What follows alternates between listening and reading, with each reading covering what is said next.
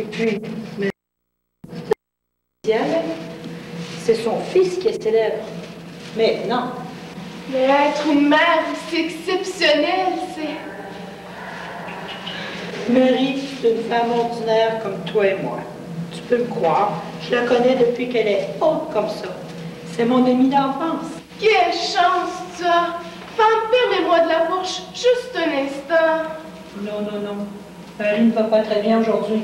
Les miracles, c'est pour les autres. Et puis toi, là, es-tu de la communauté de Jésus? Je t'ai jamais vue. Ça ne fait que quelques jours que mes parents, ma sœur et moi avons été accueillis dans la communauté. Par Mathieu, un des... Mathieu? Je le connais très bien. C'est mon fils. Oh, femme, je suis si heureuse de te rencontrer. Appelle-moi donc Amita Salomé comme les autres, puisque tu es de la famille maintenant. Oui, Amita Salomé. Amita Salomé, écoute-moi. Amita Salomé, permets-moi de... Exagère pas tout de même. Excuse-moi, Amita. Excuse-moi. Fais-moi voir Marie. Pas question. Marie doit recevoir un visiteur d'Antioche aujourd'hui et je lui ai ordonné de se reposer. Si je la laissais faire, elle consacrerait tout son temps aux autres. C'est du bon sens que je lui dis souvent de se laisser manger 16 heures et 16 jours comme ça. Au moins, parle-moi d'elle. Un tout petit peu. Qu'est-ce que tu veux que je te dise? Comment était-elle quand elle avait mon âge? C'est une fille ordinaire. Toujours en tort. Est-ce qu'il y a à part ça? Elle devait être jolie. Toutes les jeunes filles juives sont jolies. Je l'étais, moi aussi. Marie avait de très beaux cheveux. Elle ressemblait aux tiens. Elle aimait les porter tombant sur ses épaules. Mais sa mère préférait qu'elle les attache avec un ruban. Elle trouvait ça plus propre. Mais dès qu'on s'éloignait de la maison, Marie défaisait le nœud et ses cheveux volaient au vent. Oh, elle aimait ça. Ça me reporte bien loin dans le temps, ça, mes filles. Elle rêvait sans doute, comme toutes les jeunes filles de son époque, de donner naissance au Messie. Pas du tout. Marie ne pensait même pas aux garçons. Un jour, elle m'a confié son secret de se retirer à Jérusalem et de faire partie des 90 jeunes filles chargées de tisser le voile du temple. Mais c'est pas des filles de Nazareth qu'on choisit pour cette tâche-là.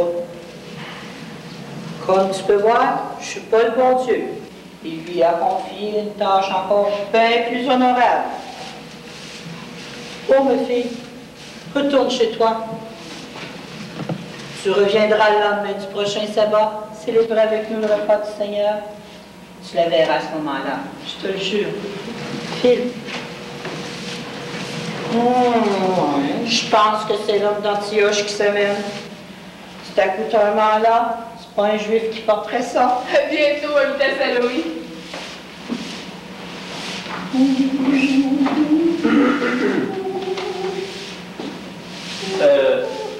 Est-ce la maison où se rassemble la communauté de Jésus? C'est ici. Et tu es bien le jeune homme d'Antioche que mon fils envoie? Fils? Mathieu? Tu es sa mère? Salomé. C'est bien ça. Il t'a parlé de moi. Mais c'est pas moi que tu viens voir aujourd'hui. C'est la mère de l'autre. Tu es vivant? Oui. Elle t'attend là.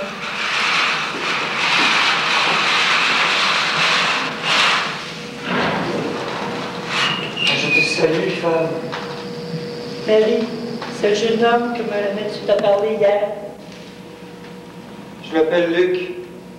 Je viens d'Antioche. Barnabé, le chef de notre communauté, m'a annoncé Jésus. Je brûlais du désir de rencontrer sa mère. Quand on cueillait des figues ensemble dans les collines de Nazareth, on n'aurait jamais dit que du grand monde d'Antioche viendrait pour te voir, Marie. Ça fait plaisir à voir ça, hein? Ce n'est pas à cause de moi qu'il vient, Salomé, mais à cause de Jésus. Salomé est une amie d'enfance. Bon, je vous laisse.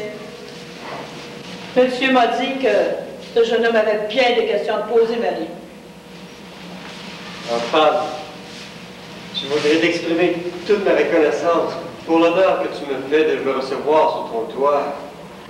Ce toit n'est pas le mien. Je suis comme mon fils.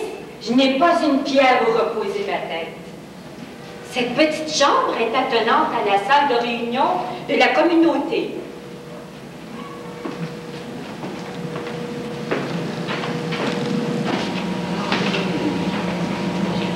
C'est Nicodème, un riche marchand de Jérusalem et ami de mon fils, qui nous a prêté cette maison. Jean y a aménagé cette pièce pour moi. Sois le bienvenu ici. Merci.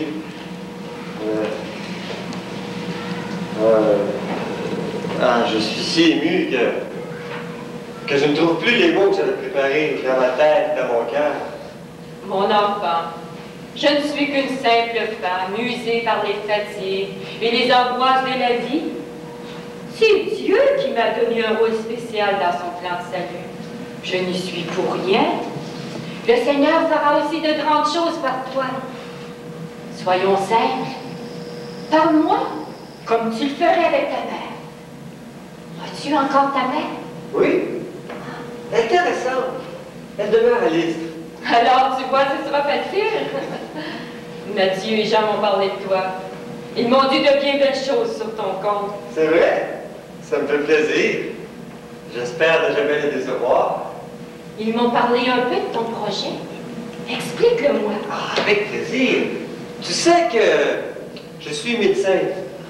J'ai abandonné la pratique, cependant, pour me consacrer entièrement à la communauté de Jésus à Antioche. Comme j'écris facilement, j'ai pensé consigner des souvenirs de Jésus et ses enseignements pour que nous puissions les donner en héritage à ceux et à celles qui nous suivront. Mais c'est une merveilleuse idée. J'ai demandé aux responsables de la communauté mère d'interroger les principaux témoins, en commençant Parle-moi. Jean m'a mise au courant. Je ne suis pas sûre d'être la meilleure témoin.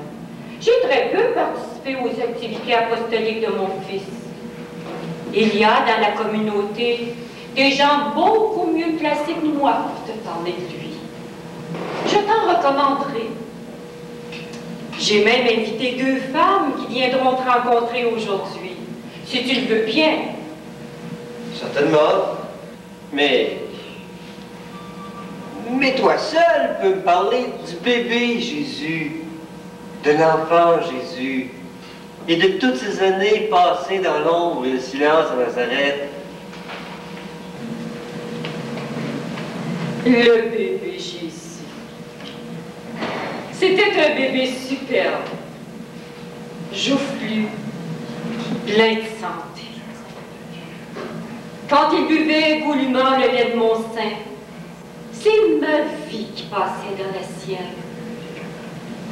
Jusqu'à sa mort, il a aspiré toutes mes joies, toutes mes angoisses, toutes mes peurs, tous mes déchirements.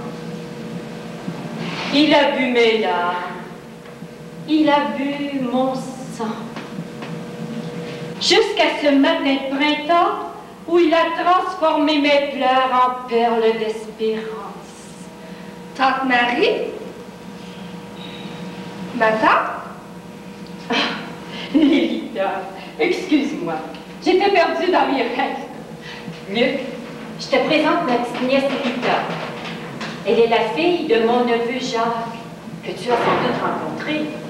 Mon père est le responsable de la communauté de Jésus à Jérusalem. Pierre voulait accomplir cette tâche. L'évêque, Jacques! Bien sûr que je l'ai rencontré. Je lui ai longuement parlé. Il a une grande sagesse. Tante Marie, habitant Salomé m'en va t'offrir, ainsi qu'à ton visiteur, un peu de lait de chèvre. Va dans le coffre, prends 2 jarres et serre-nous ce bon lait. Tu en veux, Luc? Avec plaisir. Chère Salomé, elle veille sans cesse sur moi. Normal. Ah oui, il y a une enfance.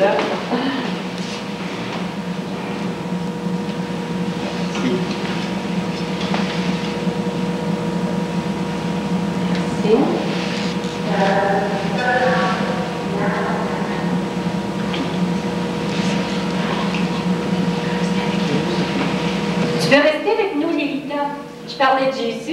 J'aime tant ça quand tu me racontes des histoires de Jésus. Tu ne l'as pas connu? Non, mais mon père nous en parle beaucoup. Il dit qu'ils ont joué ensemble quand ils étaient petits à Nazareth. Nous étions voisins. Jésus et les 4 petits garçons de Zita et de Moshe, mon beau-frère, formaient une joyeuse bande. Ils passaient leur journée à courir dans les collines. Ils revenaient les genoux tout écorchés et la figure toute barbouillée du jus des fruits qu'ils avaient dévorés. Il devait être beau, Jésus. Pour une mère, c'est toujours son enfant qui est plus beau. Oui, mais j'ai peine à croire que Jésus fut un gamin comme les autres. Sa mère peut te l'affirmer, Luc. Il était exactement comme Jacques, José, Simon et Jude, ses cousins. Je peux même te dire qu'il était le plus turbulent du groupe. Oh oui, quand il avait 3 ou 4 ans, j'avais toujours peur de le perdre quand je l'avais au marché. Joseph lui avait fabriqué un petit harnais, puis je le tenais par une corde. Mon mari trouvait ça bien drôle. Oh, c'est merveilleux. Marie, il faut que tu me racontes tout. En commençant par sa naissance. Je veux tout savoir, tout. Raconte, ma tante, raconte. Oh, tu sais, Luc, le cœur d'une mère est un abîme. J'essaierai de te raconter certaines des choses que j'ai conservées bien vivantes. Tu permets que je prenne des notes? Oh, donne-moi encore quelques jours pour amasser mes souvenirs. Aujourd'hui, j'aimerais que tu écoutes ces 2 personnes que j'ai invitées. Bien entendu. Lilita, va voir dans le jardin si Marie-Madeleine et Anna sont arrivées. Si elles sont là, je te les amène. Bien sûr. Maman ne voulait pas de rien. Alors j'écoute très fort et elle ne m'a pas rattrapé. Quelle petite fille que tu es. Pourquoi ta maman ne voulait pas t'amener? Elle dit que tu es trop vieille et que je suis trop vivante. Oh, oui, tu es bien vivant. Et c'est vrai aussi que je suis vieille, mais j'aime beaucoup les petits-enfants. As-tu encore des galettes? Et tu as toujours faim. Les galettes, il faut que tu ailles voir Salomé pour ça. Salomé demeure à 2 fois d'ici. Je n'ai pas eu le temps de te présenter, je suis pas d'accord. Nous venons rencontrer pour l'envers. Bonjour, Anna, Madeleine. Je te présente Zelda et une autre amie très chère, Marie-Madeleine. Que la paix soit avec toi. Luc est médecin à Antioche. Sois aimable. Regarde mon doigt, il est tout rouge. Soyez de l'eau froide, elle va guérir. Tu es juif? Non, femme. Je ne suis qu'un païen, comme vous appelez ceux qui ne sont pas juifs. Je m'excuse si je t'ai offensé. Je n'en avais aucunement l'intention. Je serais bien mal placée pour juger les autres, crois-moi. Je voulais simplement savoir comment tu avais connu Jésus. Bien, Luc est un ami de Paul. Oui, mais c'est Barnabé qui m'a fait connaître Jésus. Est-ce que c'est lui qui va les faire Bien non, Jonathan, il ne s'agit pas du marchand de pain. Je connais bien ce Barnabé. Il était lévite au temple. Il a été le premier à vendre tous ses biens pour suivre Pierre. Qu'est-ce qu'il a fait avec ses sous? Il les a donnés aux pauvres. Ah. Il est venu animer notre communauté à Antioche. Ah, c'est un être passionné et d'une grande largeur d'esprit. C'est lui qui est allé chercher Paul à Tarse. Qu'est-ce qui t'amène à Jérusalem? Et j'accompagne Paul, qui vient consulter la communauté mère et rencontrer les anciens. Matthieu, Jean, Pierre. Pierre est à Jérusalem. Il doit venir. Jean m'a dit qu'un messager est arrivé hier soir à confirmer la nouvelle. J'ai hâte qu'il nous parle de sa vie à Rome. Paul apporte certainement une question bien importante, puisque Pierre vient de Rome pour en discuter. Il s'agit de l'entrée des païens dans l'église de Jésus. Prendras-tu part aux discussions? J'assisterai à la rencontre. J'accompagne Paul, car je veux faire le récit de ses voyages apostoliques. Je recueille aussi les témoignages des personnes qui ont connu Jésus, pour qu'on se souvienne longtemps de lui. Comment pourrait-on oublier Jésus? Vous, les premiers témoins, non. Mais je pense à ceux qui, comme moi, ne l'ont pas connu. Je pense au siècle futur. Ah, mon projet est ambitieux, mais j'y crois, sincèrement. Je comprends pourquoi tu nous as fait venir, Marie. Zana, j'aimerais que tu racontes ton histoire à Luc. L'histoire. Moi, j'aime ça, l'histoire. Raconte, maman, raconte. J'en ai inventé une spécialement pour toi. Est-ce qu'il y a des loups? Oui, et ce soir, je te la dirai. Celle que je vais raconter à Luc est pour les grandes personnes. Si tu allais faire un tour avec Lélita. Oh, j'aimerais t'écouter. Bon, j'ai compris. Allez, viens, Est-ce que tu en sais d'histoire, moi? Je te remercie, Zana, de me parler de Jésus.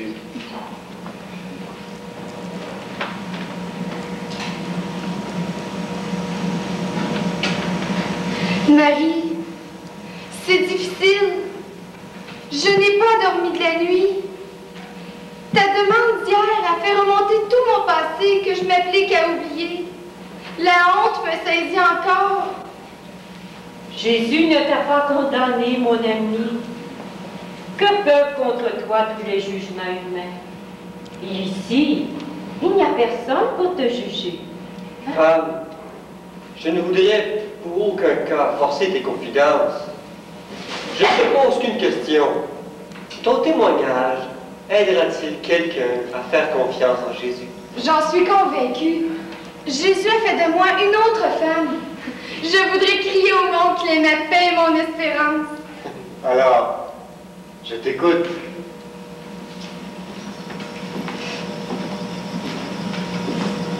J'étais jeune. J'étais belle. Je buvais la vie comme l'eau fraîche d'une source. Un soir de printemps, je revenais de la fontaine en chantonnant un air joyeux. Un homme m'a rejoint. Il était grand, bronzé, divin. Ses dents blanches brillaient dans la pénombre du couchant. À son doigt, une bague en or, énorme. Mes 15 ans étaient fascinés par la beauté, par la richesse, moi qui n'avais qu'une vieille robe rapiécée pour tout bien. Sa voix de miel m'enveloppait. C'était la première fois qu'on me disait que j'étais belle. Nous avons passé la nuit ensemble. Et quelle nuit! J'avais bien des remords, mais il les étouffait de ses mots de velours. Je me suis endormie, levée dans ses grands bras. Au matin, un vacarme épouvantable m'a réveillée. J'ai à peine le temps d'enfiler ma robe que j'ai été tirée hors du grabat, secouée, tiraillée. Je me demandais ce qui m'arrivait. J'ai voulu trouver la protection de l'homme qui m'aimait. Il avait disparu. On m'a poussé dans les rues de la ville. Des curieux ricanaient sur mon passage et levaient le poing vers moi. J'assumais la couche d'un tôle noble. Qui est cet homme? Je ne savais même pas son nom. C'est les chansons du roi Hérode. Et tu vas payer pour cette infamie, fille de rien. C'est pas parce que tu es belle que tu as le droit de provoquer les honnêtes hommes. Tiens, vache. Qu'est-ce que tu veux dire? C'est bon pour toi. Laissez-moi, je n'ai rien fait. Tu faisais dans le lit d'Abdoul, c'est rien ça? Je dormais. Dormir. Et avant de dormir, mon cœur. Ce n'est pas de ma faute, c'est lui qui m'a emmené. Et tu oses dire que tu n'y es pour rien. Elle est faite exprès pour le provoquer. Tiens, que dites-vous de ça, les gars? Elle est belle. Non, je fais pas mal, laissez-la aller. Ouais. Et tu vas courir pour n'avoir rien que pour toi, Galopin. Qu'est-ce que vous allez me faire? Où m'emmenez-vous? Abdul est notre ami. Tu l'as déshonoré. Il y a une loi pour venir des castes comme toi. Oui. Et cette loi doit être respectée. Oui. On va te porter en jugement devant les scribes du temple. Vous Attends, non. J'ai une meilleure idée. Voyez-vous qui je vois? Le prêcheur de Nazareth. Oui. Est-ce bien lui? Oui. Celui qui se tient avec les pécheurs. pécheurs. Et les putains! Et qui essaie de nous faire la morale. Ouais. Aujourd'hui, on va savoir s'il observe la loi, comme il dit. On va savoir de quel côté il s'arrête. Du côté des putains ou celui des honnêtes hommes comme nous. Ouais. Qui observons la loi.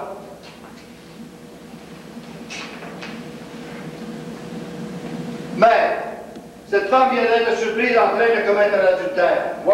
Si l'on s'en tient à la loi de Moïse, c'est un code de lapidation. Lapidation! Lapidation. Elle a été surprise par la flagrante délit d'adultère. Et il y avait plusieurs témoins, dont ce jeune homme. Quel scandale pour cette âme pure et sainte que cette femme en train de faire le péché. Avec un homme très honorable. Quelle entête honorée! Elle dormait. Est-ce que c'est mal de dormir près d'un homme? Ils n'ont pas dormi, crois-moi. Mais, dis-nous ce que tu penses de cette femme. Elle est coupable. La loi l'a dit. Oui. Qu'est-ce qu'elle dit, la loi? Elle s'est servie de sa beauté pour séduire un honnête homme. Oui. Honnête homme, il faut s'entendre. Abdul. Nous avons toi. Moïse, dans sa loi, nous dit de lapider ces femmes-là. Lapider! Alors, toi, qu'en dis-tu? Réponds. Réponds! Réponds. Que celui qui est sans péché lui jette la première pierre.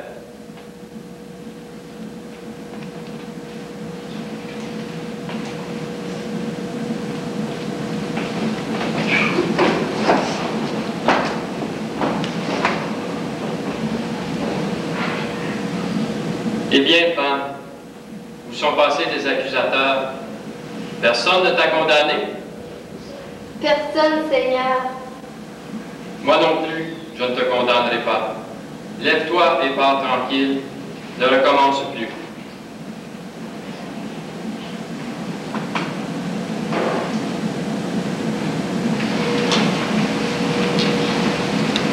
Il a eu pitié de ma misère. Il a compris mon désespoir. Où était-il l'homme qui m'a séduite? Pourquoi m'a-t-il dit que j'étais belle? Que mon corps sentait le jasmin? Mensonge! Mensonge! C'est mon corps! Uniquement mon corps qu'il voulait! C'est son plaisir qu'il recherchait! Je n'étais qu'une pauvre fille en haillons. Une proie facile. Il m'a volé ma joie de vivre. Il m'a volé mon innocence. Et c'était moi l'accusé, la putain, la vache. C'est moi qui l'avais déshonoré. Il n'était qu'un menteur, qu'un lâche qui m'a rejeté comme on se débarrasse d'une vieille guenille. Jésus, lui, a compris la méchanceté de tes accusateurs. Et pour ta part de la faute de cette nuit, il t'a pardonné. Oui, je le bénirai toute ma vie pour m'avoir élevé. Mais quelque chose en moi était brisé. J'ai pris tellement de temps à croire de nouveau à l'amour. Mais tu as fini par y arriver.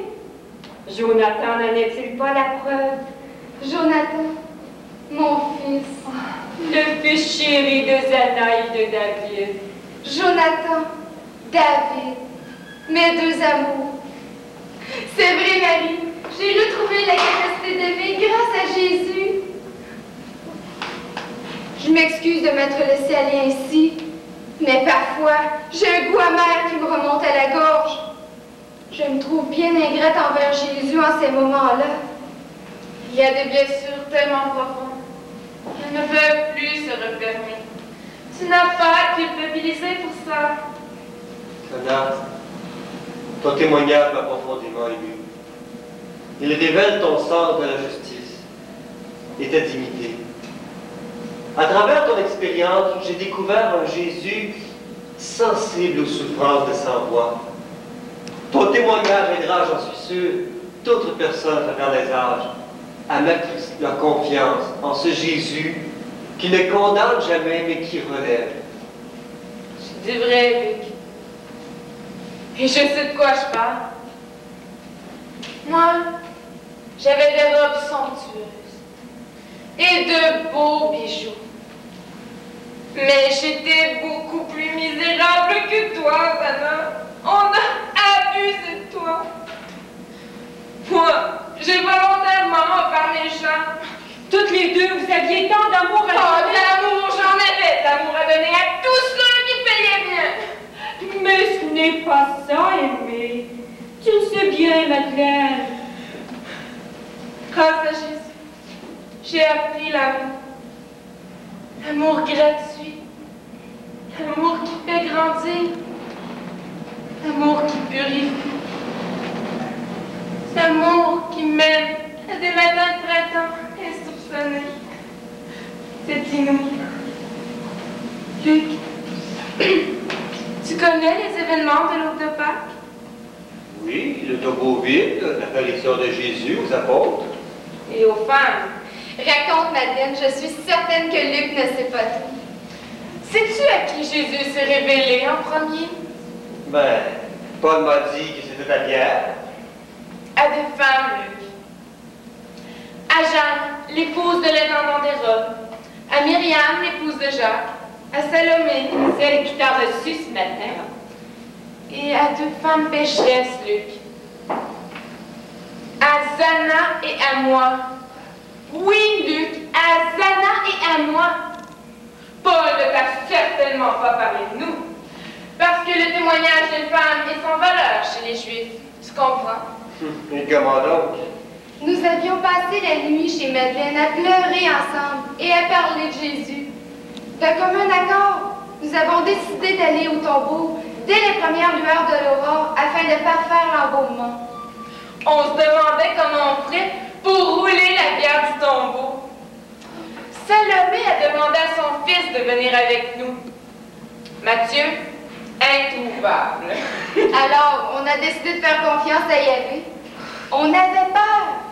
Les événements des derniers jours nous poussaient à tout redouter. Je m'accrochais au bras de Salomé, la forte, la courageuse. Rendue à la sortie de la ville, Madeleine est partie à la course. Je ne comprenais pas ce qui se passait. J'avais des ailes.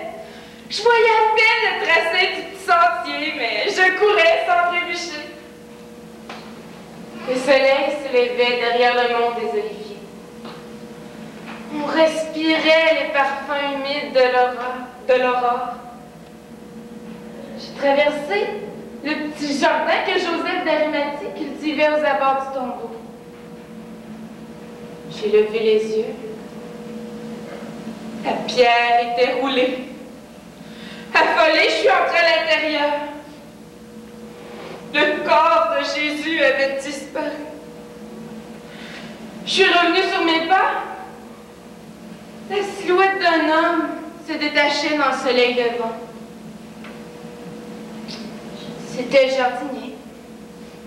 Il me demanda, « Femme, qui cherches-tu? » Je lui ai crié, « Le corps de Jésus, si c'est toi qui l'as pris, dis-moi où tu l'as mis. » Je pleurais de désespoir. Il m'a dit, « Marie. » J'ai reconnu cette voix. Mon cœur a bondi. C'était lui, c'était Jésus. Nous, on avait fait une halte, car Salomé réclamait un peu de repos. On a vu revenir Madeleine qui pleurait et criait « Jésus est vivant! Je l'ai vu! Il m'a parlé! Il m'envoie annoncer la nouvelle à Pierre! » Mais tu étais avec cette femme, Marie? Non. Qu'est-ce qui est arrivé ensuite? Salomé ne se préoccupait plus de sa fatigue. Nous avons ramassé les aromates et avons couru au tombeau. L'énorme pierre était roulée. Le tombeau, vide. Le linceul était là, bien plié sur la pierre où Nicodème et Joseph avaient déposé le corps de Jésus. Au fond de nous-mêmes, on sentait sa présence. Et les paroles qu'il nous avait dites revenaient à notre mémoire. Le Fils de l'homme sera livré aux mains des pécheurs. Il sera crucifié. Et le troisième jour, il ressuscitera. Nous avons couru chez Pierre pour appuyer le témoignage de Madeleine.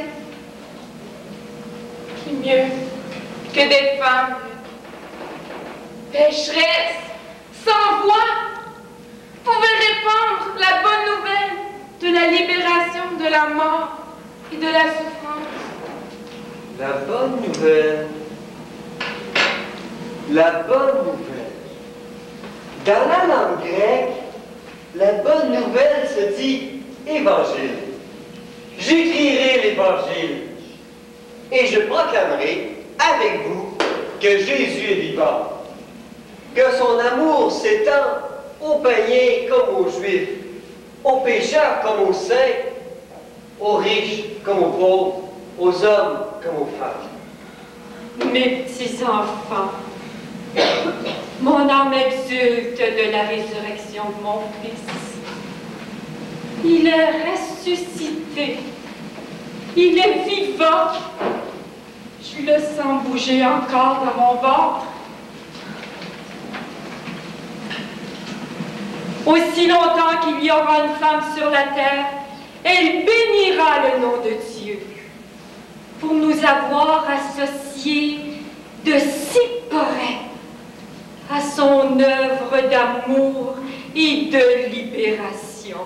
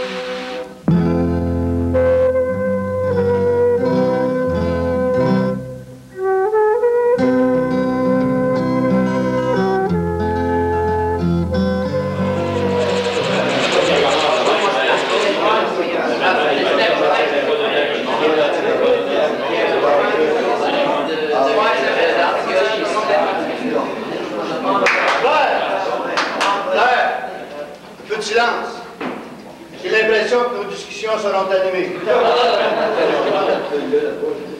Je veux d'abord vous apporter les salutations de la communauté de Rome. Depuis mon arrivée ici, j'ai constaté avec beaucoup de bonheur la vitalité de la communauté de Jérusalem. J'en remercie spécialement Jacques qui en assume la direction. Mes frères, vous savez, Jésus m'a confié la responsabilité de poursuivre son œuvre. Responsabilité partagée avec vous tous, bien entendu. Bien sûr. C'est pourquoi je vous ai convoqué à la demande de Paul pour traiter d'un sujet très important. J'inviterai donc Paul à nous préciser le but de cette rencontre. Mes frères, moi aussi, je vous apporte les salutations de la communauté d'Antioche. Je suis accompagné de Barnabé, chef de la communauté chrétienne de chez nous, et de Luc, médecin, qui prendra note de nos délibérations. J'ai demandé... Et de moi. et de Marcos, un jeune homme dynamique qui m'assiste dans tous mes déplacements. J'ai demandé à Pierre de réunir les responsables de la communauté mère afin de discuter de la place des païens dans l'église de Jésus. Je ne suis pas d'accord! Avant de commencer nos discussions, j'aimerais vous présenter les membres du groupe de Jérusalem, particulièrement à Luc qui ne les connaît pas tous. Moi, je les connais tous. J'aurais demandé leur nom tout à l'heure. Il y a Jean, Matthieu, Jacques... T'en prie, Marcos. En effet, il y a Jean, Matthieu, qui avec moi ont eu le privilège de vivre avec Jésus. Jacques, le cousin de Jésus, que j'ai nommé évêque de Jérusalem. J'ai invité Géraud à se joindre à nous.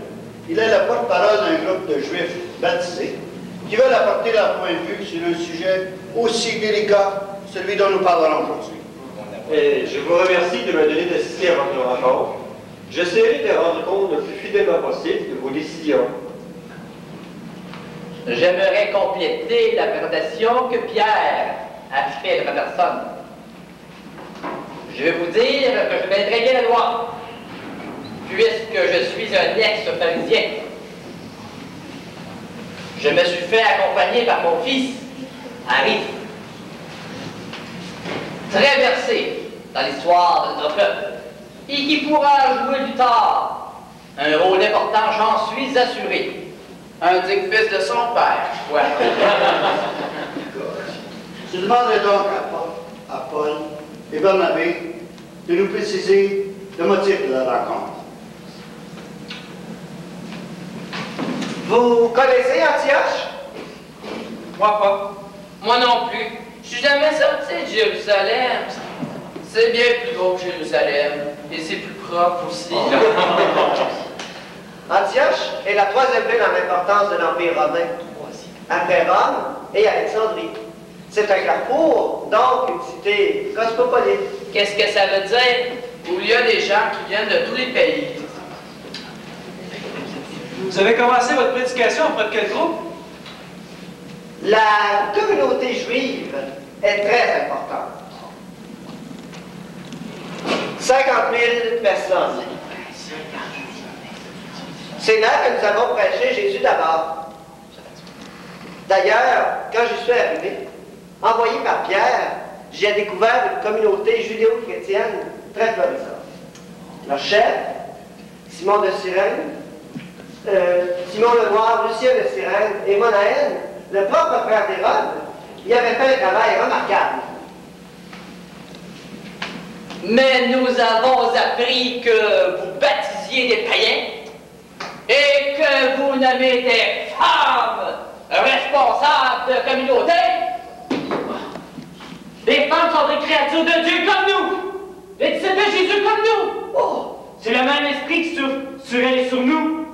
Oh ben, j'avais tant d'aucune d'elles ne soit ici avec nous. Oh.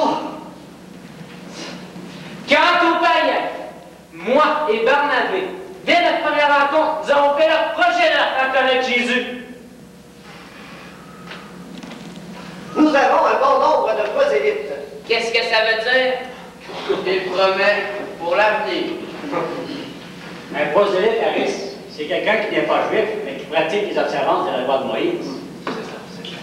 Nous avons aussi une autre catégorie de chrétiens. Des païens qui croient en Jésus, mais qui ne pratiquent pas les rites juifs, notamment la circoncision. Servez votre temps! Des chrétiens qui refusent les rites juifs? D'où ça vient ce mot-là? Chrétien, un nouveau mot pour mêler les gens encore plus? Mais ce terme a été créé à partir du terme Christos.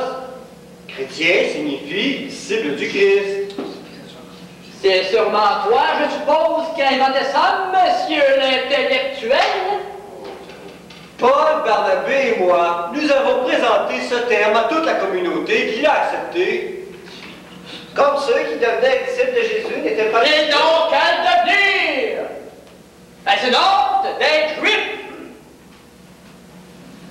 Toi, Barnabé, tu es de la tribu de Lévi. Toi, Paul, nous avons étudié ensemble chez Gamaliel. Tu étais pharisien comme moi. Oubliez-vous que Jésus,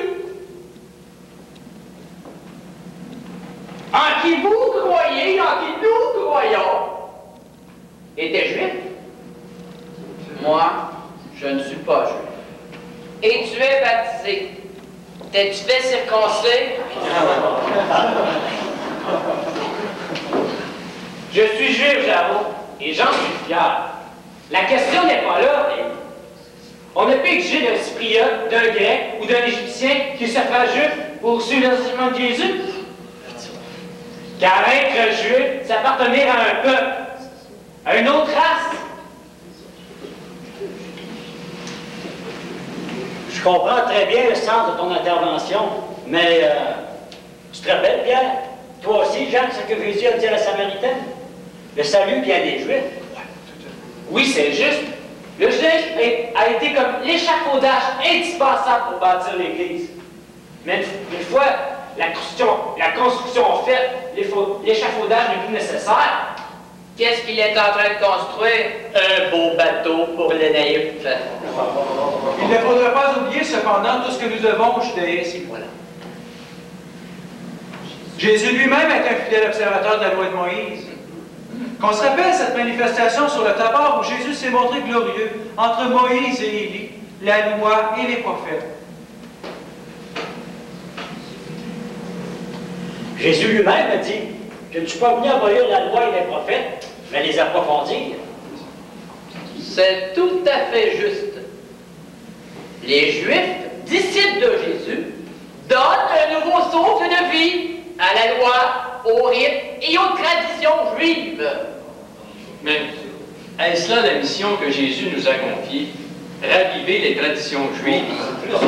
Moi, je ne les connais pas, les traditions juives. Je suis grec. Est-ce que pour être chrétien, il faudrait que je devienne comme Alice? Tu as compris l'essentiel de notre discussion, Marcoche? Il me semble que je peux aimer Jésus et suivre ce qu'il nous a dit de faire sans être juif. Je ne voudrais pas cesser d'être grec. Hein? Eh bien voilà, ce jeune exprime clairement ce que je pense. Il ne faut pas que l'Église de Jésus devienne une secte juive, une synagogue de la religion juive. Dans mon milieu, les chrétiens de Jérusalem passent en effet pour une secte juive de la plus stricte observance, remarquable par la piété et l'affection mutuelle de ses membres. Tu confirmes ce que je disais tout à l'heure? Nous apportons quelque chose de plus. Nous croyons que Jésus est le Messie, Fils de Dieu, et nous accomplissons certains rites qui nous sont propres, tels que le repas du Seigneur. C'est ça justement que je trouve équivoque. Examinons nos pratiques. Nous observons fidèlement le sabbat, et le lendemain, nous nous réunissons pour célébrer le repas du Seigneur. Nous implorons le ciel de faire venir le Messie, et pourtant, nous sommes convaincus que Jésus est le Messie.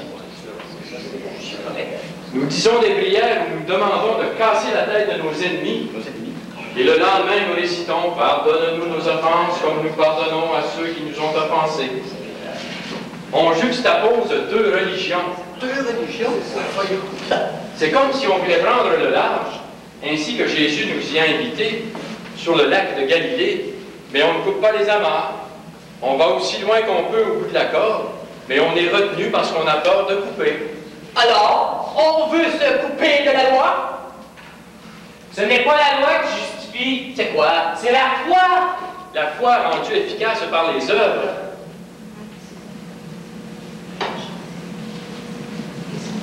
Précisons ta pensée, Jacques. Si tu dis que tu crois en Jésus et que tu ne fais rien pour le prouver, c'est moins forçant. Ta foi ressemble à un arbre mort. elle ne porte aucun fruit. Par exemple, si tu dis que tu aimes Jésus et que tu ne peux même pas aider ton voisin qui est dans le besoin, alors tu es un menteur. Dans ce cas-là, je connais pas mal de menteurs. C'est juste, il faut poser des gestes concrets en accord avec l'enseignement de Jésus. Si j'aime vraiment Jésus, je vais faire ce qu'il me demande. Tu as tout à fait raison, Mathieu. C'est vraiment sur la volonté de Jésus que j'appuie ma requête en faveur des païens. Explique-moi ça, je ne suis pas sûr de très bien comprendre.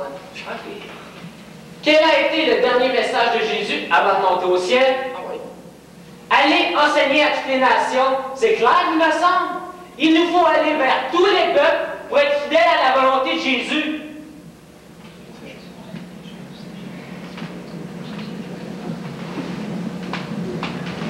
Paul n'a pas connu Jésus, lui. Il n'était pas là, il me semble, quand Jésus est monté au ciel. Il parle avec une arrogance choquante. Vous l'écoutez comme si c'était lui le Messie. Ça fait au moins un apôtre. Vous lui laissez dire n'importe quoi, faire à sa tête. Moi, je le trouve extraordinaire. Et je ne parle pas à travers mon chapeau, je le suis partout. Il va continuer de suivre. Il connaît certainement Jésus, il en parle tellement bien. Moi aussi, je trouve qu'il dit des belles choses. J'aimerais le suivre, Antioche. J'aimerais devenir comme Marcos. Oh! Jean, Jésus s'est révélé.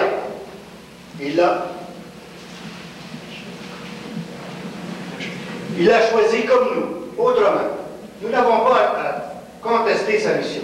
Sa vision de l'Église est différente, car à vivre chez les païens, on voit plus loin. Les croyants nés au pied du temple sont dominés par son nom. N'ignorez pas que moi-même j'ai baptisé la famille de Corneille à Césarée. Pierre, malgré tout le respect que je te dois, je nous ai dit que toi aussi tu veux aller trop loin. L'Esprit Saint a voulu nous montrer par l'événement de Césarée qu'il ne fait aucune différence entre des Juifs comme nous et des païens comme le centurion Corneille. Pierre a baptisé la famille du centurion Corneille sous l'inspiration du ciel. Jean, l'Église est jeune, Jésus nous l'a confié. Il nous aidera toujours à prendre les meilleures décisions pour faire advenir son royaume. Il faut être attentif aux signes qu'il nous donne. Il faut lui faire confiance et avancer. Le nouveau nom de la promesse, le nouveau nom de la providence est le nouveau nom de la promesse. Pierre, moi je suis en faveur de l'ouverture de l'Église aux païens. Mathieu. Il faut sortir des limites d'Israël. Mais je me demande en même temps comment on peut rester fidèle au peuple qui nous a donné le Messie. C'est vrai. On ne peut balayer tout l'héritage transmis amoureusement par nos ancêtres. Comment réaliser l'harmonie entre la loi ancienne et le nouveau message? Comment? C'est Jésus qui fait le pont entre les deux. C'est lui que nous devons présenter au monde. Il a résumé la loi en un seul commandement. Aimez-vous les uns les autres comme je vous ai aimé. Jean, c'est extraordinaire ce que tu viens de dire. La loi de l'amour. Voilà le cœur du christianisme. Voilà notre force, notre originalité. Les prophéties, elles disparaîtront. Les langues, elles se tairont. La science, elle disparaîtra. Car imparfaites sont les prophéties. Imparfaite est la loi. Imparfaite est notre science. Seul l'amour éternel et universel. Tous les peuples peuvent comprendre le langage de l'amour. Aimez-vous les uns les autres comme je vous ai aimé.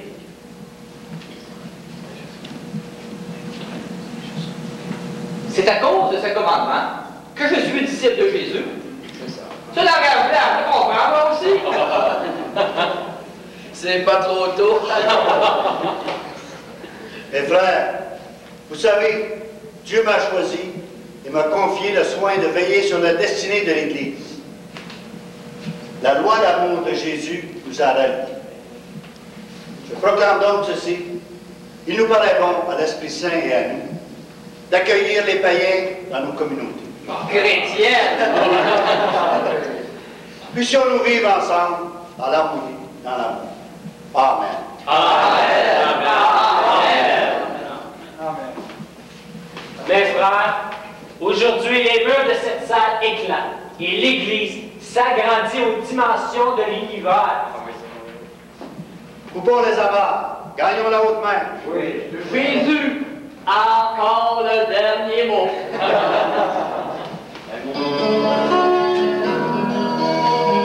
Gagnons la haute mer, qui sont vite les voiles, c'est dans tout l'univers, les nouveaux pères escales. Au fond du cœur la croix, dans nos yeux les étoiles, au bout du poing la croix, au bas le sceau pascal. Faisons fond hardiment, osons à la brise, c'est malgré tous les vents que reviendra l'Église.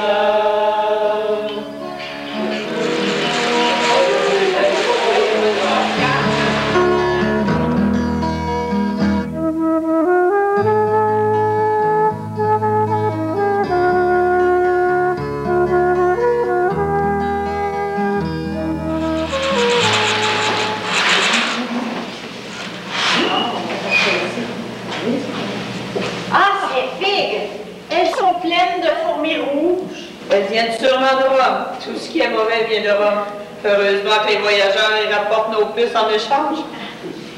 Crois-tu qu'il y aura assez de pain? En temps ordinaire, je te dirais que oui. Mais aujourd'hui, je sais pas. Il y aura bien des visiteurs. Les trois d'Antioche. Mathieu m'a dit qu'il y avait quelqu'un d'Éphèse. La petite fille que j'ai invitée l'autre matin, probablement sa famille. Et il y a Pierre, que j'ai hâte de le voir. Moi, je suis très impressionnée par lui. Car je pense que c'est lui le chef de notre Église, choisi spécialement par Jésus. Moi, il m'impressionne pas plus qu'il faut. Vous comprenez? Pierre, je suis mouché quand il était gamin. Il est de l'âge de mon fils.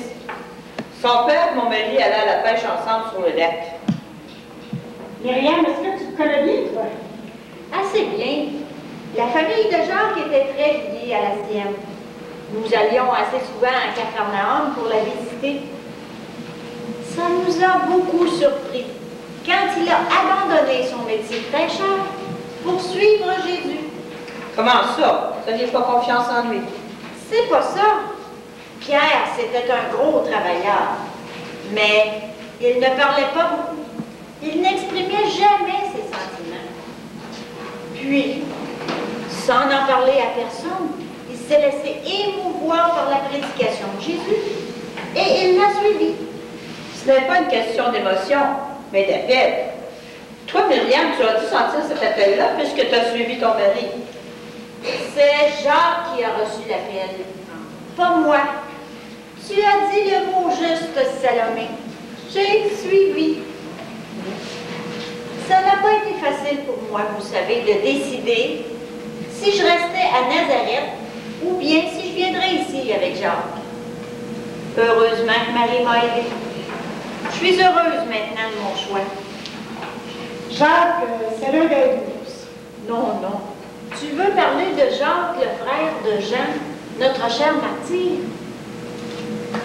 Mon Jacques à moi est un cousin de Jésus, le fils de Mosché, qui est le frère de Joseph, l'époux de Marie. Tu me suis? C'est au cours des événements de la mort de Jésus et de sa résurrection que mon mari a décidé de consacrer sa vie à la suite du Maître. Il est maintenant évêque de Jérusalem. Oui. Pierre lui a confié ce poste quand il est parti pour ses voyages apostoliques. Me voici, vous avez besoin de moi? Sûrement. Il y a du travail à faire ici. Laissez voir, veux-tu? Y a-t-il un ouragan qui passe dans cette salle? Non, Farah.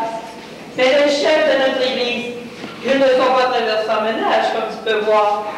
Ils se sont réunis ici ce matin avec Pierre, Paul et Barnabé. Mon père était du nombre à part ça. Depuis qu'il est tout petit que je lui crie « Mathieu, ramasse tes affaires !» Il était un garçon bien docile, mais de ce côté-là, rien à faire. Sarah, veux-tu traverser chercher Marie? Salomé a fait reposer en attendant que toutes les femmes soient là. Y aura-t-il seulement les femmes au repas? À la demande de Luc, Marie a invité toutes les femmes de la communauté qu'il pouvait à venir le rencontrer avant le repas. Luc, c'est le jeune médecin qui vient d'Antioche? Que vient-il faire ici? Je vais chercher Marie. Tu mets ses flux dans ce panier-là.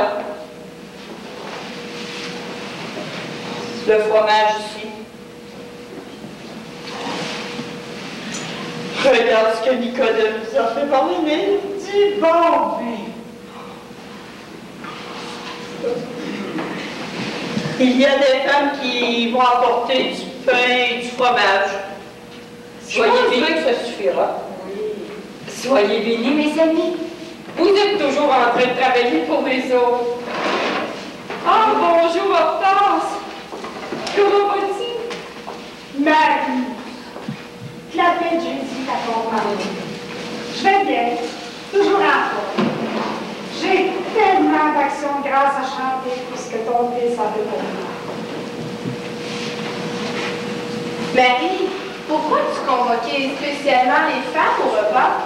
Nous avons un invité spécial, Luc.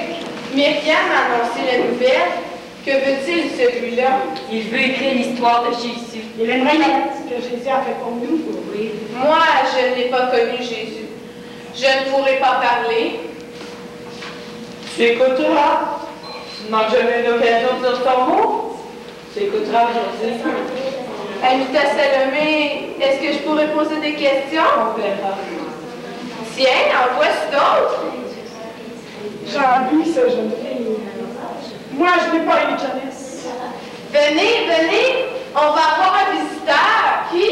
Oh, un étranger. Un médecin d'Antioche, ma chère. Je le connais déjà. Bonjour, Marie. Comment vas-tu aujourd'hui? Je vais toujours bien quand vous êtes auprès de moi.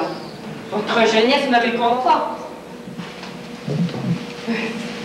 Viens, ma petite Breda. Viens m'embrasser. Tu es si jolie. Ah, si t'étais pas là, je sais pas, je pourrais être fidèle à la promesse que j'ai faite à ma grand-mère. Mais je suis là, et c'est ce qui importe. Marie, as-tu des échos de la rencontre des responsables de notre église avec Paul? Non. Jean est venu me voir en vitesse. Il ne m'a rien dit, mais il avait un petit air mystérieux qui m'inquiète. Il me rappelle trop mon fils quand celui-ci s'apprêtait à partir. Crains-tu le départ de Jean? Un peu. Depuis quelques jours, il prépare quelque chose, c'est certain. Demande-lui ce qui se passe. Il faut qu'il poursuive sa mission. Je ne ferai rien pour lui nuire. J'adopterai la même attitude qu'avec Jésus. Sauf qu'à l'époque, j'étais jeune. Mais maintenant, je ne suis qu'une vieille femme inutile et encombrante. Ne dis pas ça. Nous avons tous besoin de toi. Vous êtes si jeune, si belle. L'avenir s'offre à vos rêves. Quant à moi, ma vie est derrière moi. Mais quelle vie! Mère du vivant, Mère du Messie, quel honneur et quelle aventure extraordinaire.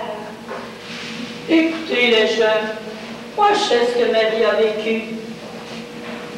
Avant le matin de Pâques, je l'ai vu pleurer plus souvent à son tour. Il y a eu d'autres matins moins glorieux, croyez-moi. Je pense comme Salomé. Marie a eu une mission difficile. Elle l'a accomplie dans la dignité, mais aussi dans la souffrance. C'est vrai qu'on te connaît très peu. On ne te considère que comme la mère de Jésus ressuscité. Nous, on est jeunes. Nous n'avons pas encore d'histoire. Dis-nous la tienne. Avant d'être la mère du Messie, tu es une femme. Et être une femme juive, ce n'est pas facile. Les lois sont dures pour nous. Elles ont de l'aide pour toi aussi. Tu as raison, Sarah. Je n'étais qu'un instrument dans le plan de Dieu. Maintenant que mon fils est reconnu comme le Messie, ses amis m'entourent d'un culte qui me déshumanise. J'ai l'impression d'être une statue qu'on vénère. Et pourtant, je ne suis qu'une vieille femme ordinaire qui souffre d'inaction et de solitude. Je m'excuse de parler ainsi. Pauvre chérie, tu as tellement toujours été discrète. Tu as le droit, toi aussi, d'exprimer tes émotions.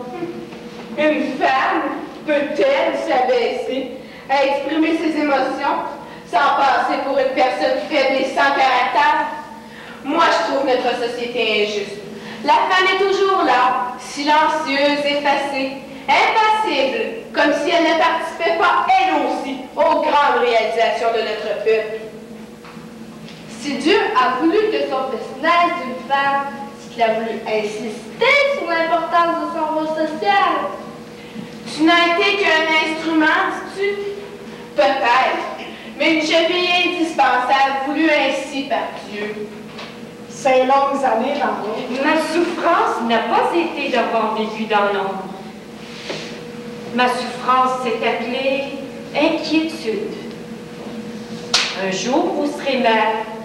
Vous saurez alors ce que c'est que de s'inquiéter pour son enfant. De se demander où il est, ce qu'il fait, s'il mange bien, s'il dort bien. C'est se tourmenter, là, quand tu entends dire par celui-ci ou celui-là qu'on se pose à lui et qu'il doit fuir. C'est apprendre qu'il couche à la belle étoile, qu'il doit froisser des épis de blé pour se nourrir. C'est de supporter la mauvaise humeur des gens qui t'entourent parce que ton fils ne s'occupe pas de toi. C'est ça qu'on pensait de lui, mais c'est injuste. Il était parti pour accomplir sa vocation.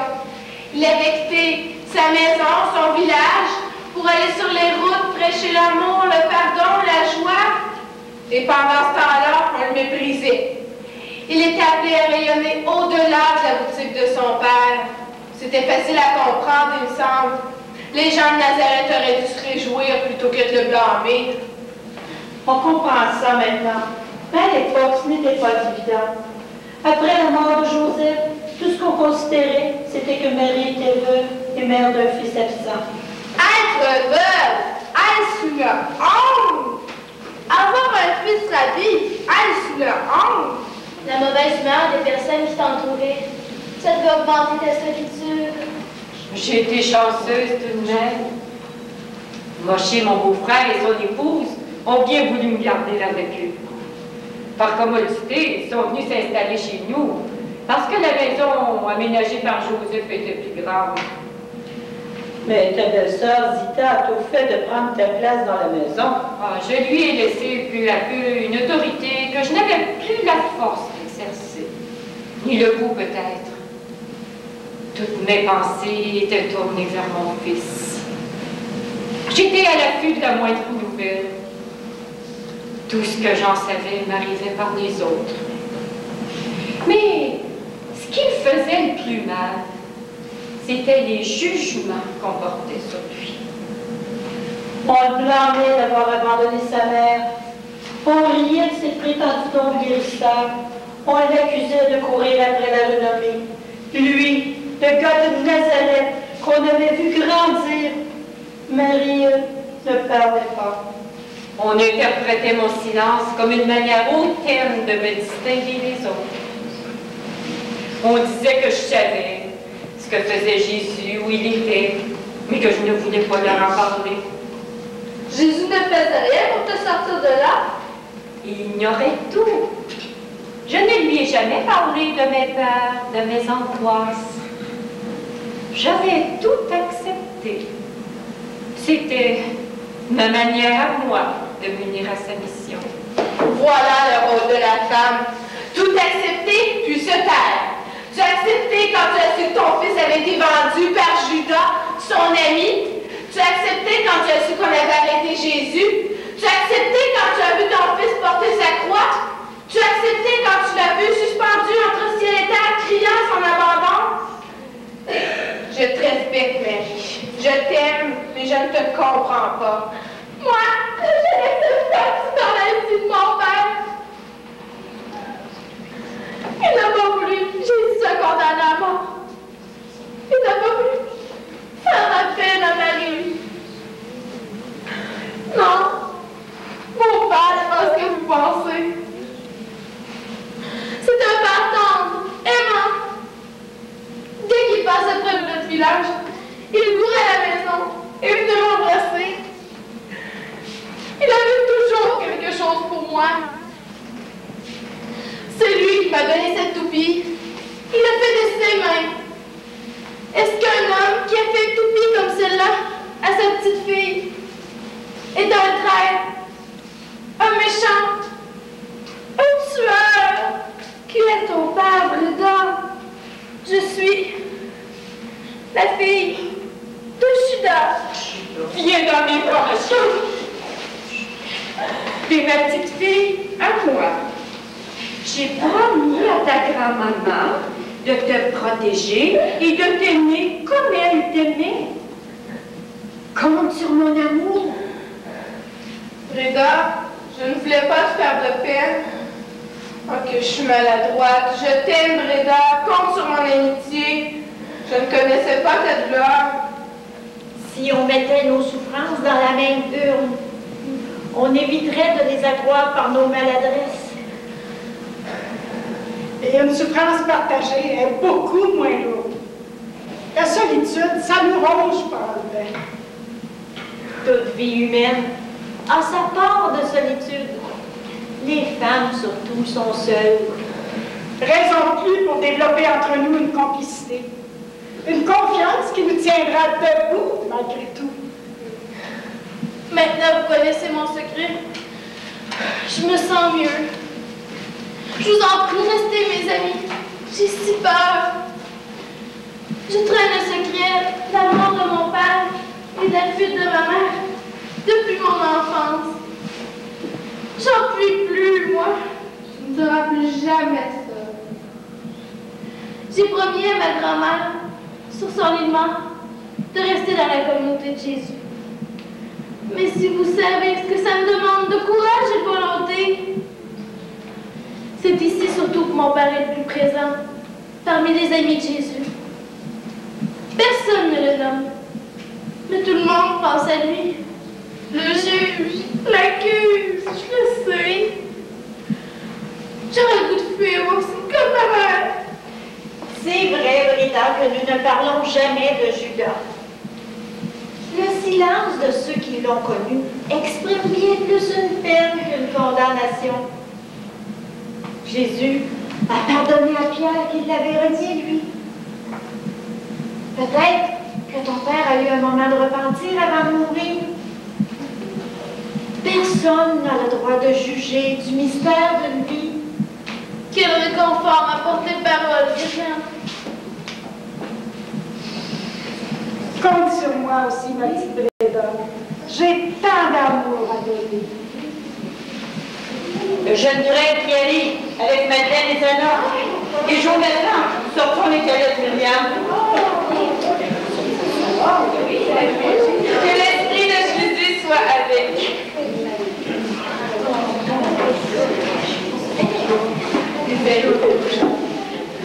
Ah, comme on se sent bien dans nos communautés. Regarde mon doigt, il est guéri. Ah, tu le lavais au clair? Je te l'avais dit qu'il guérirait. Mes filles, vous connaissez déjà la mission de notre frère Luc. Il guérit bien les doigts.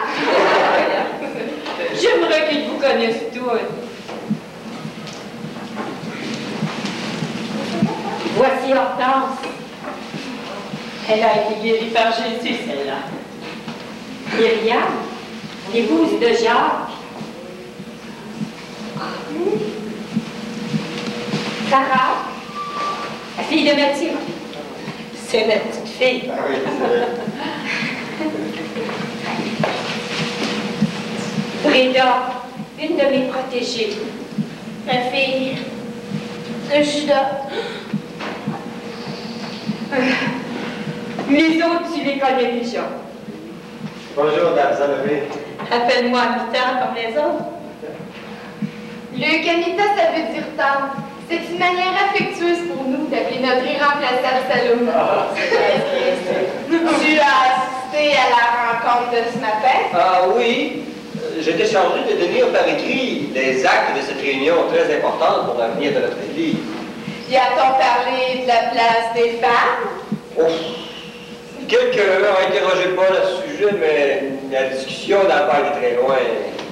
On dit que Paul veut faire accepter les païens dans l'Église sans se judaïser. Je souhaite qu'il mette autant d'ardeur à définir notre rôle. J'espère que nous ferons autre chose que de préparer des filles pour les repas de la communauté. Écoutez, Paul a confié à des femmes la responsabilité de certaines communautés. Est-ce possible? Pourquoi pas? Jésus a exprimé clairement qu'il comptait sur nous. Il a été révolutionnaire sur ce point. Tu as raison.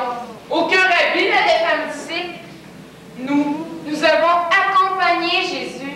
Nous avons suivi ses enseignements au même titre que les hommes. À qui Jésus a-t-il confié sa grande nouvelle? Anita Salomé.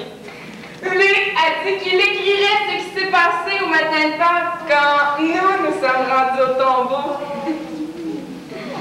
Tu vas raconter ça comme il faut, mon garçon. Tu écriras que nous, les femmes, on est allés là-bas les premières, malgré la peur. J'ai cherché messieurs partout pour qu'ils viennent nous aider à déplacer la pierre. Il était caché avec les 11, les 10 autres, dans le petit coin qui est maintenant la chambre de Marie. Il s'était barricadé là. Je lui ai dit ce que je pensais de lui et des autres, croyez-moi. Ils se sont bien repris depuis. Jacques, le frère de Jean, a même donné sa vie pour Jésus. Ça, c'était après la Pentecôte.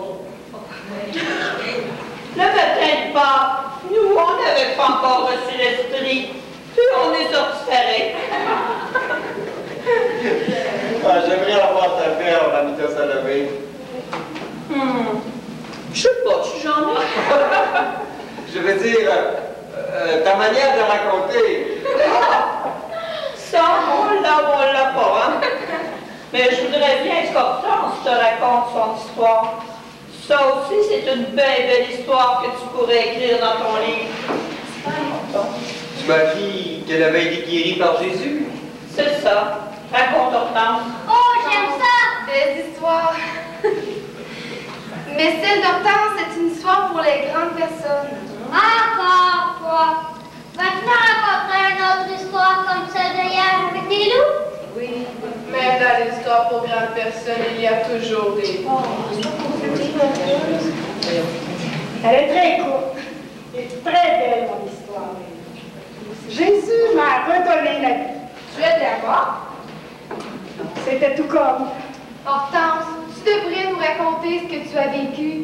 Luc m'a fait comprendre que notre témoignage peut aider d'autres personnes à mettre leur confiance en Jésus. C'est important pour nous aussi.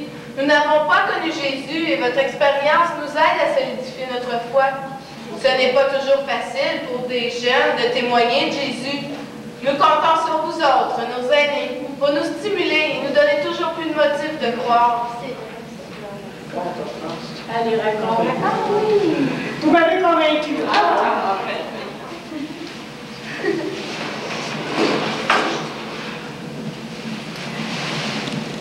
J'avais 12 ans. J'étais jolie. Tu es encore très belle. Tu trouves? Merci. Toute la vie était devant moi, comme un beau matin sans nuage. Tu demeurais où? Pas très loin de Jérusalem. À un petit bourg appelé Bethphagée. Un jour, j'aidais ma mère à réparer les tuiles du toit de notre maison. J'ai perdu pied. Je suis tombée. Je suis restée étendue, inerte sur le sol, parmi les débris de pierre et de briques. Mes os étaient brisés. Est-ce que ça faisait mal? Beaucoup. Mais le pire, c'est que j'étais devenue infirme. Ma mère m'a beaucoup aidée. J'ai fini par marcher. Mais je ne pouvais plus me redresser. Mon horizon, c'était la poussière du sol. Tu veux dire que tu marchais comme ça? Et oui. Tant que ma mère a vécu, je suis restée cachée dans notre modeste maison. Notre famille fuyait les autres, car on croyait qu'une malédiction était tombée sur nous. Les gens me méprisaient. Ils disaient que j'étais possédée du démon. On accusait ma mère de s'être accouplée avec un animal et que j'étais une chienne. Oh, c'est horrible! Quand ma mère mourut, Quel âge avait-tu à ce moment-là? 16 ans. Mon père me fit comprendre qu'il ne pouvait plus prendre soin de moi, que j'étais en âge de trouver un mari, et que c'était pas de sa faute si les garçons ne voulaient pas de moi. Et tu es parti? Il me fallait bien. Pendant des années, j'ai dû mentir, ne récoltant surtout que des sarcasmes et des injures. Un jour, j'ai entendu des gens parler de Jésus. Ils disaient qu'il ne méprisait pas les pauvres et les infirmes, même qu'il était bon pour eux. Le soir de sabbat, je mendiais près de la synagogue où les gens s'étaient réunis pour prier. On chuchotait que Jésus parlerait à la foule. J'ai attendu que tout le monde soit attentif. Je me suis levée lentement, discrètement, ne pas être remarquée. Est-ce que tu as vu Jésus? C'est lui qui m'a vu. Moi, tu comprends, à cause de mon infirmité. Jésus s'est subitement arrêté de parler, n'achevant même pas la phrase commencée. Ça veut-tu que c'était à cause de toi? Je me demandais ce qui se passait. J'ai entendu les gens se déplacer. Je m'apprêtais à fuir quand j'ai senti une main se poser sur ma tête. C'était Jésus? Eh oui, mon petit. Et il me parla à moi, là-haut. Femme, te voilà délivrée de ton infirmité. Et tu étais guérie? Je me suis relevée aussi droite que vous me voyez aujourd'hui. Youpi! Je pleurais, je criais ma joie. Je remerciais Jésus de m'avoir redressée, mais surtout de m'avoir redonné ma dignité. Plus jamais je ne serai une femme courbée. Plus jamais on m'appellera la chienne. Je suis une femme debout. Une femme qui ne se laissera plus maltraiter, insulter. Parce que moi aussi, je suis une créature de Dieu. Parce qu'un jour de sabbat, Jésus m'a appelée fille d'Abraham. Quelle page extraordinaire de la vie de Jésus. Tu viens d'écrire là, Hortense. Je veux suivre ce Jésus qui t'a redonné ta dignité de femme. Je Je veux me tenir debout devant toutes les situations que la vie te réserve. Habitat Salomé, il y a une femme étrangère. Une étrangère. Elle dit qu'elle vient de la Samarie et qu'elle est envoyée ici par Pierre.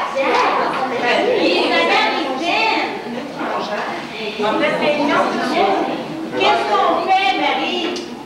Après tout ce qu'on vient de se dire, va-t-on refuser de recevoir une femme sous prétexte qu'elle est étrangère?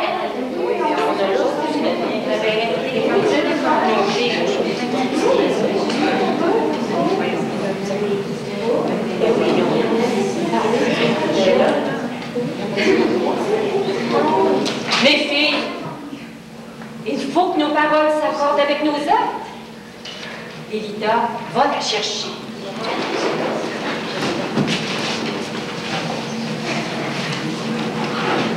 Que l'Esprit de Jésus nous accompagne. Je te présente Marie, la mère de Jésus. Je te bénis, femme, toi qui as donné naissance au Messie. Tu as connu mon fils. Oui, je l'ai rencontré chez nous, à Sichem, près de puits où il s'était arrêté pour se reposer. Il m'a demandé à boire, mais c'est lui qui m'a désaltéré en me donnant l'eau qui apaise toutes les soifs. Comment t'appelles-tu? Faustina. Chez vous, en Samarie, on connaît Jésus. Oui, à Sichem, nous avons une communauté très vivante. Pierre est même venu nous visiter il y a quelques années en allant à Césarée. Et je suis très heureux de voir comment la population de chez nous avait accueilli Jésus. Dernièrement, il s'est arrêté en venant de Rome. Je repars avec lui. Que dis-tu là? Tu vas à Rome? Maman, est-ce qu'on va y aller, nous aussi? C'est très loin. Nous allons rester avec papa, je crois bien. Que vas-tu faire à Rome? Pierre nous a parlé de son travail apostolique avec tant de passion que j'ai décidé de le suivre. Il paraît que les indigents sont très nombreux à Rome. Ils ont tellement besoin qu'on leur parle d'espérance. Et l'espérance a un nom, Jésus. Tu parles avec tellement de conviction que tu vas convertir l'empereur lui-même. N'exagérons rien. Mais, comme moi, tu n'es pas du peuple juif. Qu'est-ce qui t'a attiré à Jésus? Oh, j'étais au fond du gouffre. Il m'a tiré à la surface. Que dis-tu là? Tu lui as raconté ta vie? Même pas. Il m'a dit tout ce que j'avais fait. Et c'était pas très édifiant, croyez-moi. Mais jamais je me suis sentie jugée. Jésus m'a rejoint là où j'étais et il m'a relevée. Toi aussi. Je suis ta sœur, Faustina. Je m'appelle Marie-Madeleine. Jésus m'a pardonné. Tu es ma sœur, Faustina. Comme toi, Jésus m'a tiré du gouffre dans lequel je tombais. Nous sommes toutes des lames courbées que Jésus a redressées.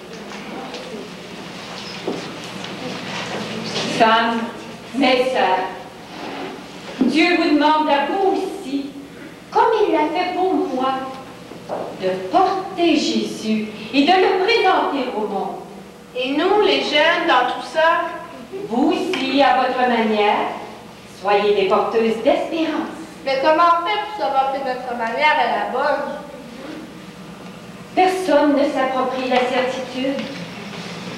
C'est la foi qui nous guide. Mais la foi n'a pas le privilège d'aplanir le temps et d'anéantir ses surprises.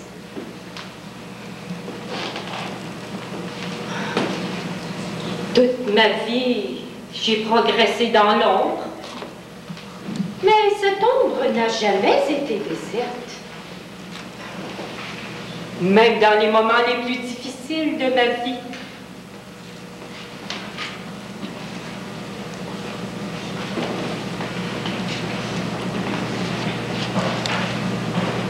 On sent quand même chez toi une certaine lassitude.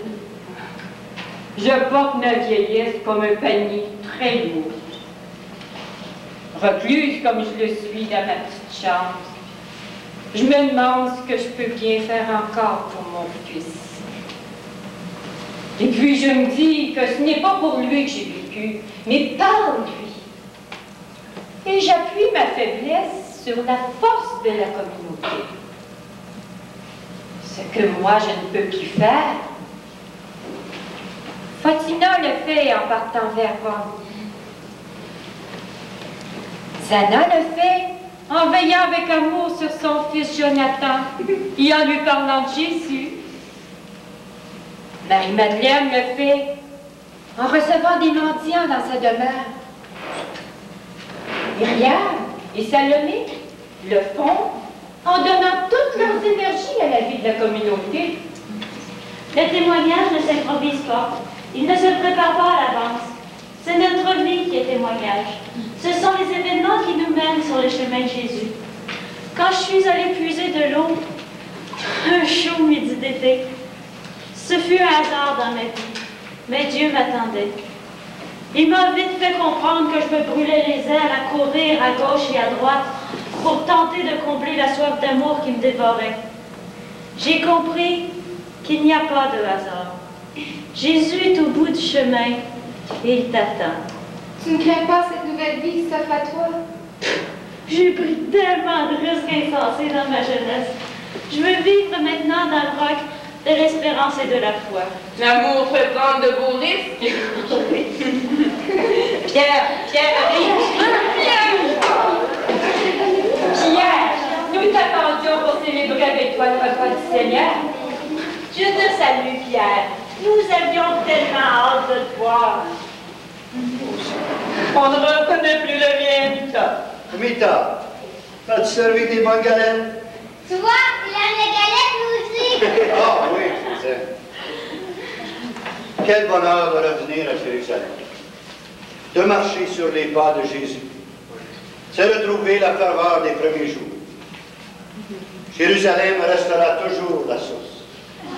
Même si Rome est le cœur du monde.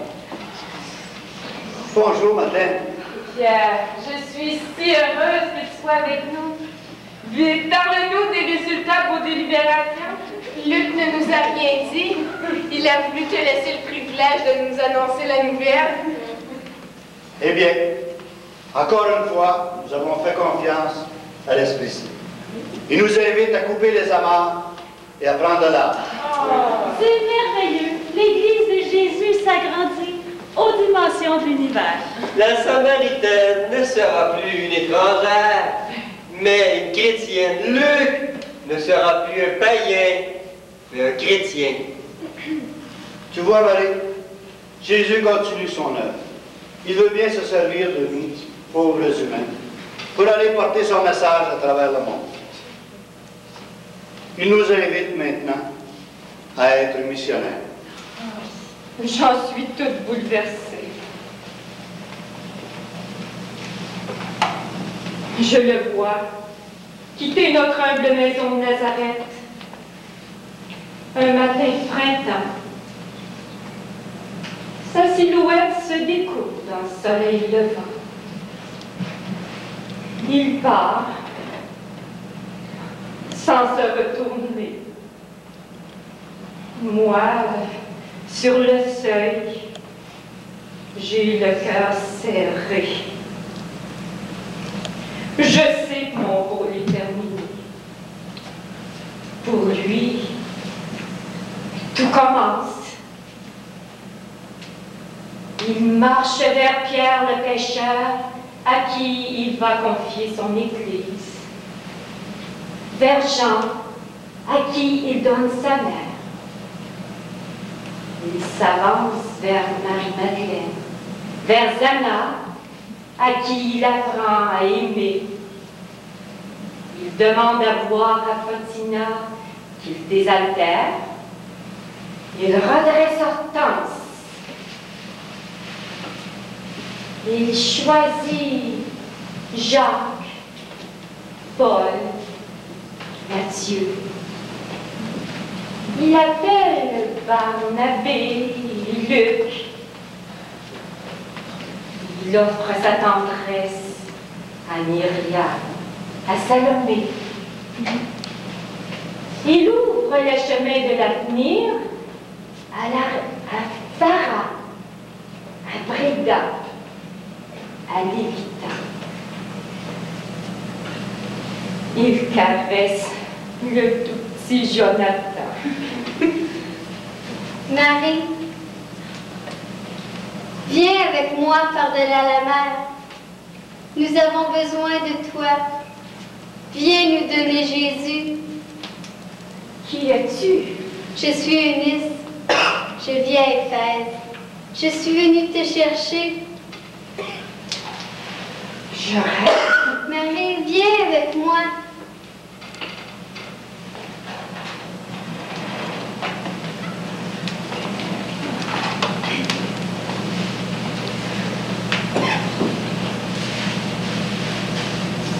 Je ne suis qu'une vieille femme. La mission est terminée, moi. J'attends que ma lampe s'éteigne pour rejoindre mon fils. Nous avons besoin de ta flamme.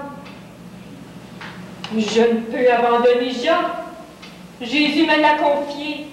Jean vient avec nous. Voilà ton secret. Je savais que tu voulais partir, mon fils. Comment avais-tu deviné? On ne peut rien cacher à sa mère. Tu viens avec nous? Nous avons besoin de toi. Je serai ta fille, ton amie.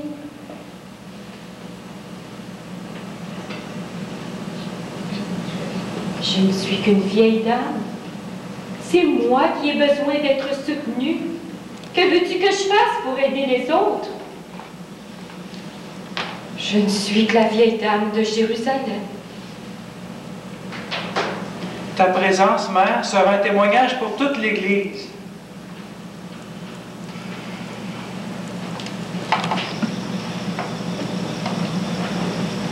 Écoute parler ton cœur.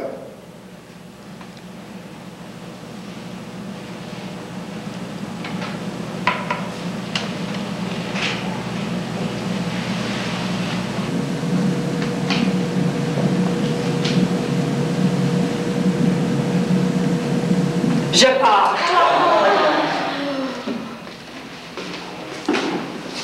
Marie, je te confirme dans ta mission. Va apporter ton fils au foyer. Va, mère de l'Église. Oui.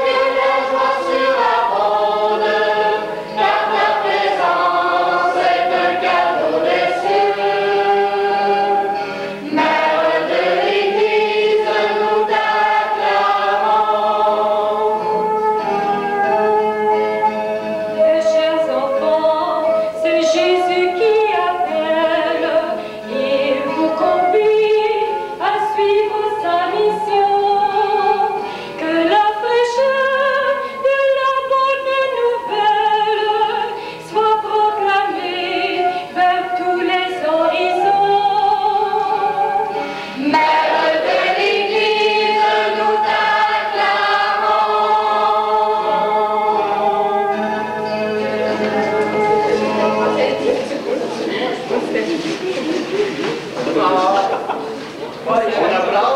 Tu comprends, mais j'ai lu, ok, quoi.